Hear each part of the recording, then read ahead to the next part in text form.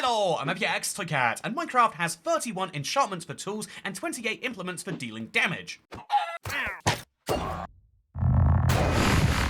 In today's ultimate guide, I want to show you all of the weapons and tools and whether they're useful, and indeed answer your big questions like whether a sword is better than a mace, how much better netherite is than diamond, and why this gold tool is the most useful one you can have, and why you're going to want to enchant one right after this video. First things first though, let's start with the easiest category. It's one of the most cut and dry ones because swords literally just get better in every tier. With the exception of gold, you get more attack damage as you go up the more valuable tiers here, and you also get more durability, also with the exception of gold. Interestingly enough, these durability numbers are different from Java to Bedrock, but they literally just add 1 on Bedrock, which makes you question it. But in general, you want a better sword always if you can afford it, and so the best sword in the game, the netherite sword, does 8 damage on every attack. And so if we have a zombie which has 20 health, it takes 3 attacks to kill it, because that's 24 health or 16 on 2 hits. But if we kill a zombie, oh, he's got leather armor, which messes things up. But if we use a critical hit, which is when you're falling in Minecraft, you get an extra 50% damage, which means we can do 12 damage per hit and kill him in just 2. That same 24 damage takes 50% fewer hits, which is really wonderful. You can also use swords to do all sorts of other things, such as breaking certain blocks a bit faster, most crucially being bamboo. This is an absolute drain on your sword's durability though, so I recommend using some cheap swords because they're all instant breaks. And if you ever want to repair that sword, do you want to see something wild? You can repair every single sword in Minecraft by using the given item that it's made out of, and this is something you can do for every tool, but it's most surprising because if you want to, something I learned for this is that you could actually choose to repair your stone sword using some deep slate or some blackstone or some cobblestone, and no one has ever done this. You get so many stone swords from wither skeletons, but if you ever wanted to be the first person, you could do that right here. Speaking of things you could do right here, let's talk about axes next. By the way, we've got all the enchantments which they have listed right here, and I'll go through each of those on screen as we go through each of the categories. But next up, let's talk about axes, because these on Bedrock are different to Java. On Java, they have slower attack speed in exchange for more attack damage. On Bedrock, they are just worse versions of sword. If you are using them as a pure combat implement, you would never use an axe over a sword, and if you were wondering which way you should use your diamonds or gold or iron, it should always be on a sword for combat reasons, but also obviously they come with non-combat reasons, and they have that one little niche benefit, which is of course when you have a shield on and an enemy with an axe attacks you, that shield will be disabled by that. That means that, as you can see from the cooldown in my hotbar, I won't be able to use my shield again, and so this means they do have that niche PvP benefit because no other enemy uses the shield in single player, unless you drop it yourself, of course, and so as a result, they are a PvP weapon on Bedrock, and on Java, it's a very niche weapon that is useful in certain situations, but not in all of them. It also can't have all of the enchantments that a sword can have, and so you want to keep in mind that an axe is really something you keep on you because it can do so many other things. If you had only 3 diamonds, it might be worth making an axe instead of a sword, because unlike the sword, you can use it for many more blocks. These blocks get significantly faster to mine based on the tier, so you can see a diamond axe is going to be able to mine certain blocks like this in 0.45 seconds, whereas a netherite axe mines it in 0.35, a significant increase in speed, and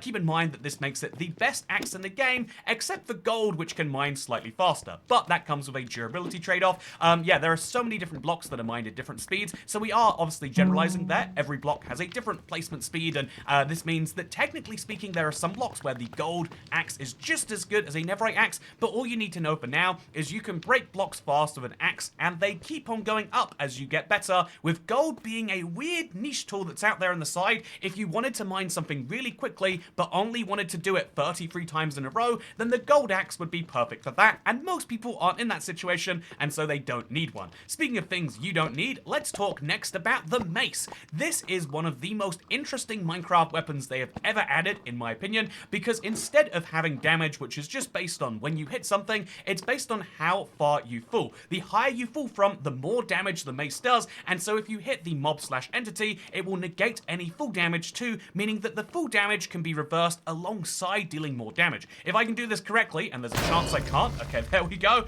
I've managed to kill that that pig, and also basically get feather falling 10 on my boots. That is incredible, right? At least I think so. And so these are the enchantments you can get for the mace. It's worth keeping in mind that which way you enchant your mace basically depends on your situation. If you are playing single player, almost always density is going to be your choice because it increases damage dealt by the fool. It does it by a quite substantial amount, so much so that using it on cows is a bit overkill, but just for fun, here are all of my cows jumping into the air anyway. As well as a density mace, you could use a breach mace. This reduces armor effectiveness, so this is a diamond armor zombie. It's the only real situation you can use this in single player. The armor effectiveness for that diamond goes down substantially. This makes it a great multiplayer enchantment, but not that great of a single player enchantment, because how often do you find enemies of armor unless you yourself dropped your diamond tool? I'm gonna be honest, that is what happened to me. I left my diamond tools on that zombie and now he's taken them. But yeah, you can also have wind burst. This is the rarest enchantment in Minecraft right now. It mostly is a flex and it emits a burst of wind when a target is hit, launching you into the air and allowing you to take a lot of full damage if you want to. It is a very high risk, high reward enchantment. Actually, wait, sorry. It's a high risk, reward enchantment, which some people will love, but not everyone. Speaking of things that not everyone will love, let's eat some raw pork chops. Wow, they taste extra good when you get them from a mace, don't they? Let's actually grab some golden carrots, and then let's show you something interesting, which is the bow. The bow is one of the most unique weapons in Minecraft because it doesn't have a fixed damage. So that's right, it's one of the most useful weapons, and it can be used to shoot arrows. Look at this, I'm gonna shoot the target, and the arrow is gonna hit that target despite me not physically being there. Okay, you understand ranged weapons, hopefully, and I don't need to be this condescending about it, but what you might not understand is that the power of the bow is based not on the distance to your target, but it's based actually on the amount you draw back your bow. So obviously I can't hit this guy using the minimum charge, but this minimum charge will deal a different amount of damage to a mid-charge, where the animation hasn't fully finished. As you can see, a mid-charge is going to take me about 5, 6, 7 hits to kill him, because I'm doing so many of them, and whereas if you do a full charge, you do even more damage. This means that even though it takes you longer to draw each bow back, it takes just 3 hits versus 7. So how can you do more damage than that? Because the bow, dealing 6 damage is great. Well, you can use the most powerful enchantment in Minecraft. You might have wondered, well, if swords and axes have sharpness, and the mace has density, which is really wonderful, and indeed wind burst, and the bow has power, which of these is actually the best? The answer is power by such a long shot. If you haven't used a power bow before, you haven't lived. So if a regular bow does up to 6 damage when you fully pull it, a bow with power does 15 damage. This is an insane increase and means that you can do substantially more damage, making it the go-to enchantment for PvP if you have a bow, obviously, but also for single player. There is basically, punch is kind of useful for attacking other players and getting enemies away from yourself. Flame is kind of nice if you're trying to light some things on fire, and infinity is nice if you have a bow shortage but no arrow shortage. It can't be used in mending though, so you have to have a bow that burns durability or burns arrows, and most people decide that arrows are easier to get than bow durability, but your mileage may vary. For now though, it's worth keeping in mind these are the exclusive bow enchantments, and power is the one you want above all others. These are niche and useful in their own little circumstances, except infinity, which is a weird set of circumstances to say the least, but power is useful all of the time and you want it. However, the crossbow has a unique set of enchantments which have basically no overlap with these. This is something very interesting Minecraft decided to do when introducing it, and I actually really love it. So the crossbow is instead of like the bow where you have to draw it back and immediately fire, you can kind of draw back the crossbow, and this is its big benefit. And this is really cool by itself, but it's even better when you consider that it actually is going to be able to do potentially more damage in certain circumstances. But even better than that is that, or I guess even better than that is the fact that it has unique enchantments allowing you to draw back the crossbow quicker, or allowing you to shoot projectiles through multiple targets. Okay, this is a really fun one actually. So here is a crossbow with piercing, and here are 3 enemies. Look at this. I'm going to shoot this guy, and all 4 enemies are going to take damage. Collaterals in Minecraft are going to happen, and so what is the possible downside of the crossbow? I would say the first one is you can't get power, by far the best enchantment. The second one is the fact that you can't shoot this while it's partially drawn. As you can see, I'm going to try all I want, but it's just not going to work. This is a big problem because it means you can't defend yourself. That's where punches may be useful as like a deterrent just to get people out of your face. And so also the lack of power means that you really aren't going to enjoy your crossbow necessarily. And so yeah, speaking of things you might might not necessarily enjoy. Multi-shot. This is one of the most slept on enchantments in Minecraft. It is one that allows you to shoot 3 arrows, or fireworks if you have those equipped, instead of 1. This is a really fun one because it means that you can actually use 3 times as much damage, which is better than power, technically speaking. It's just it'll go to 3 separate targets like that. So yeah, a lot of people have wondered, do you use 3 arrows or 1 with multi-shot? You use 1. So you get 3 times the arrows, but they all come from nowhere. You can see I've got 64 arrows in my inventory. I'll drop those just so you can see it's all on my hotbar. If I fire right here, I have accidentally killed that guy, but it's fine.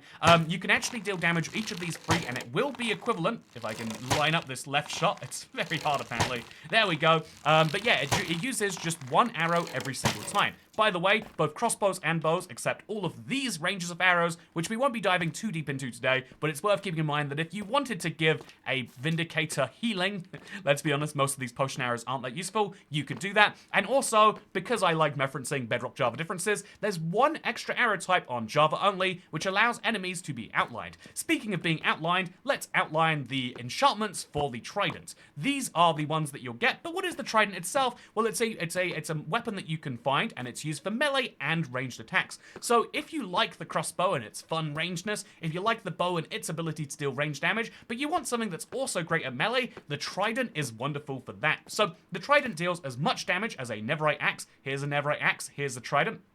+1 even, which is really great because it means that this is the best combat implement, in theory, if you look at unenchanted versions. A Netherite sword does 8 damage, so does a Trident. Why would you not use this, given that it also can be used to attack things at a distance? Well, there's a very good reason, and it's the fact that the enchantments for the Trident are so different that they actually lead to very different outcomes. As you can see, loyalty makes it better for attacking ranged enemies, makes it more like a bow in terms of being able to fire and then fire and then fire, and this means you can keep a Netherite sword that also can attack at a distance. Channeling is even more fun, which allows you to actually, if it's thundering, specifically has to be thundering, it's a very, very boring rule, but while it's thundering, you can actually deal lightning damage. Look at that! That is the most ridiculous thing in Minecraft, and it makes getting charge creepers so much easier, but it's worth, which is, by the way, what happens when a creeper is struck by lightning. You can also, if you really want to, this is, I have to mention this right now, but I love the fact that you can strike a villager with it to get a witch, you can strike a pig with it to get a zombie piglin, and so on and so forth. Lots of fun things. And finally, we have Riptide, which hurls the player through water. This is mostly used for transportation. Look, I can throw myself into the sky. Oh, I didn't work out a way to actually land this one. Oh, no. Again, just like Windburst, making it back to the ground is something you do at your own risk, and clearly I didn't consider. But yeah, this holds you through the water, which means you can do a lot of damage. Basically, you can turn yourself into the Trident, as you can see right here. You know, I think I'm going to die if I do that anymore, but you can see right there, I just threw myself at the Vindicator. But the interesting thing about the Trident, therefore, is it only has enchantments which are specific to underwater mobs, or throwing yourself, or to lightning. It's a very niche weapon, and unlike the axe and the sword, you can't make it more powerful. So if you were playing enchantmentless Minecraft, this would be just as good as a Netherite sword, minus the durability, but because of the enchantments, those things get better. And that helps you hopefully understand why enchantments are so crucial. And as we come into why this gold tool is the best, it might help you kind of get your vibe on why that is. Finally, though, before we can get to the hose, I've got to go through the shovels. Here is the time that it takes a shovel to mine a block of dirt. With a wooden shovel, it's 0.4 seconds. With a stone shovel, it jumps a lot. And as you can see, it continuously jumps upwards through here, but with an interesting exception being that the the Netherite shovel and the gold shovel do the same amount of mining speed. This means that for the block you're most likely to mine, you would never use gold shovels over Netherite, because this one has literally, what is it, like 66 times the durability. So as a result, no one does use a gold shovel. But yeah, all of these shovels can accept all of the same enchantments as the other tools. By the way, worth keeping in mind that you might actually want to have Silk Touch or Fortune on your shovel based on when you're going to mine gravel. Gravel, when mined, has...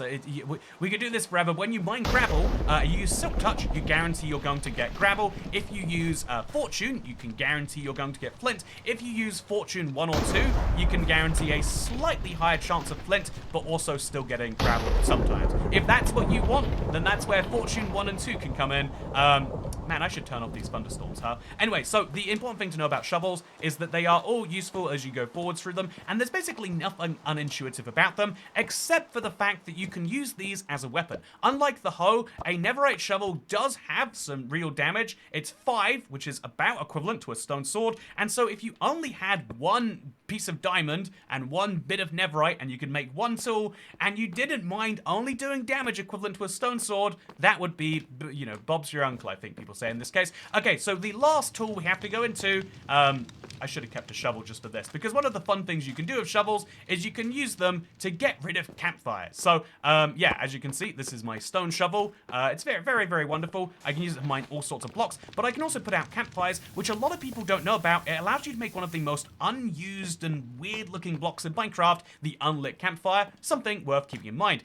Before we go into the hoe, we've got the shears next. These shears are so cool because they can be used to obtain all of these blocks and items that otherwise aren't obtainable. Cobwebs are one of my favorites personally, but all of these different flowers are possible too. But also, you can enchant the shears. Did you know that? This is something I always do in my Let's Play world. You can enchant the shears with mending, as well as efficiency, as well as unbreaking, to get an incredible way to break wool and leaves. And let's be honest, if you ever want to get a bunch of leaves, you could use these. But if you want to destroy leaves without necessarily getting them, let's say you wanted to have a whole forest that was just trees with no leaves attached, but you don't want to destroy the wood itself, well, you could use the shears and get the blocks back, which might be useful somewhere else in your world, or you could do something pretty radical, and you could use the hoe. The hoe used to be a meme. No, sorry, it's the pickaxes. The pickaxes get slightly better at mining as you go through them. They can also be used as a tool that is better than a shovel, so this is equivalent to an iron sword as opposed to a stone sword. And also, it's worth keeping in mind that they mine blocks slightly faster as you go up the tiers, with, interestingly enough, obsidian, the netherite pickaxe being objectively the best in this case. As you can see, I can mine an obsidian block much faster than you would expect, and when you put enchantments on this, it gets even faster yet.